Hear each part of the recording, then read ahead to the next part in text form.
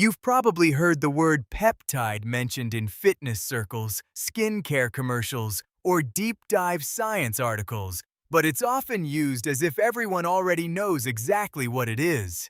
Most people just nod along to avoid looking confused, but if you've ever wondered what these things actually are without the dense academic jargon, you aren't alone. At its simplest, a peptide is just a short chain of amino acids.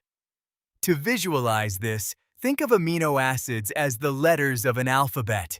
On their own, a single letter doesn't say much, but when you string them together in a specific order, you start building words and sentences. When two amino acids link up through a chemical bond, you get a dipeptide. Add a few more and you have an oligopeptide. If the chain keeps growing, it becomes a polypeptide. The magic happens in the sequence. The order of these amino acids isn't random. It's a precise code that determines how the peptide folds and how it interacts with a living system. Change just one letter in that chain, and you've created an entirely different compound with entirely different properties. The biggest source of confusion is usually the difference between a peptide and a protein. They are made of the exact same raw materials, so the distinction is really just a matter of size. Think of a peptide as a short sentence and a protein as a full-length novel.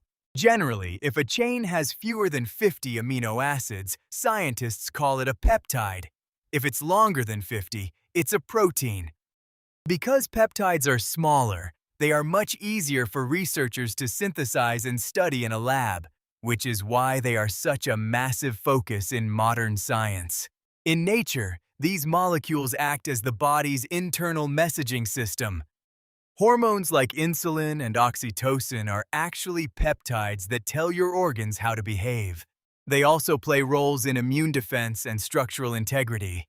Today, researchers even create synthetic versions to study how small tweaks to these chains can change biological responses. It's a fascinating, microscopic world that's still being mapped out.